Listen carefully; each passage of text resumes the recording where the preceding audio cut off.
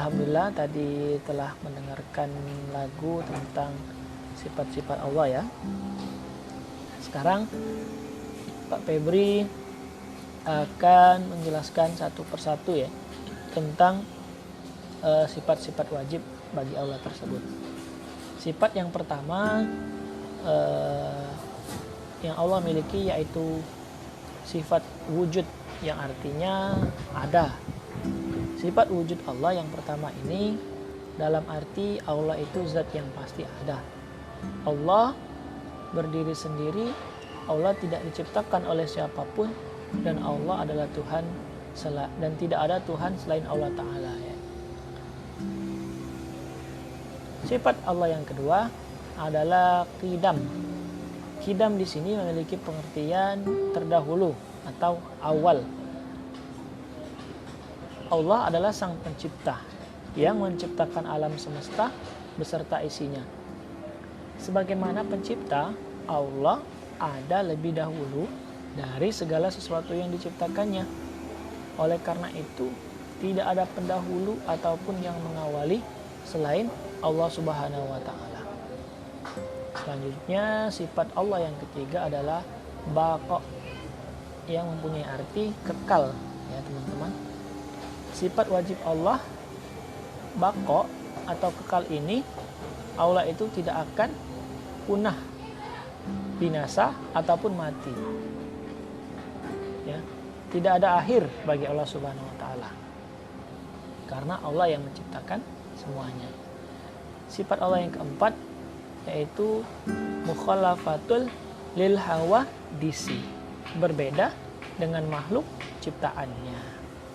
Maka Allah sudah pasti berbeda, tidak ada satupun makhluk yang mampu sebanding dengannya dan mampu menyerupai keagungan Allah Subhanahu wa Ta'ala.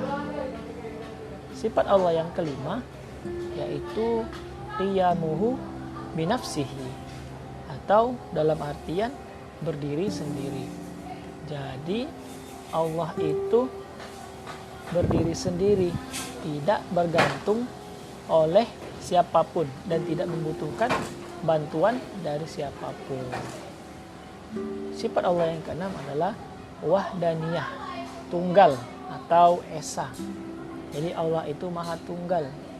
Artinya bahwa di sini Allah adalah satu-satunya Tuhan yang menciptakan alam semesta ini. Sifat Allah yang ketujuh adalah qodrat atau berkuasa. Allah maha berkuasa atas segala sesuatu dan tidak ada yang bisa menandingi kekuasaan Allah tersebut. Sifat Allah yang kedelapan adalah iradat atau berkehendak. Allah berkehendak atas segala sesuatu. Oleh karena itu, kejadian apapun itu terjadi atas kehendak Allah Subhanahu wa Ta'ala. Bila Allah Subhanahu wa Ta'ala sudah berkehendak, maka jadilah, dan tidak ada seseorang pun yang bisa mencegahnya. Sifat Allah yang sebenarnya adalah ilmun, mengetahui. Jadi Allah itu adalah maha mengetahui atas segala sesuatu yang tampak ataupun yang tidak tampak.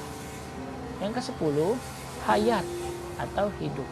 Jadi Allah Subhanahu wa Ta'ala itu maha hidup, tidak akan pernah mati, binasa ataupun musnah.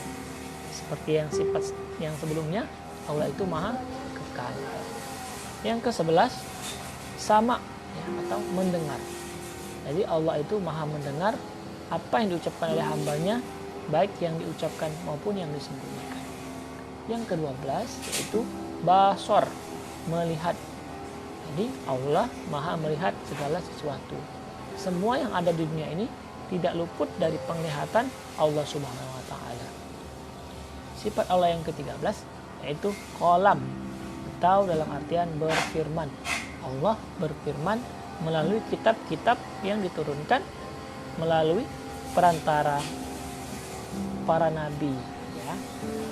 Sifat yang ke-14 adalah qadiran atau berkuasa. Allah maha berkuasa atas segala sesuatu yang ada di alam semesta ini. Yang ke-15 adalah muridan atau berkehendak. Allah maha berkehendak atas segala sesuatu. Apabila Allah menakdirkan suatu perkara, maka tidak ada yang dapat menolak kehendaknya. Yang ke-16, aliman atau maha mengetahui. Aliman artinya mengetahui. Jadi Allah itu maha mengetahui atas segala sesuatu. Yang ke-17, hayyan atau hidup. Jadi Allah itu maha hidup. Dia selalu mengawasi hamba-hambanya dan tidak pernah tidur. Yang ke-18, sami'an, mendengar. Nah, jadi Allah itu memiliki sifat mendengar. Allah itu maha mendengar. Tidak ada yang terlewatkan bagi Allah dan tidak ada pula yang melampaui pendengarannya.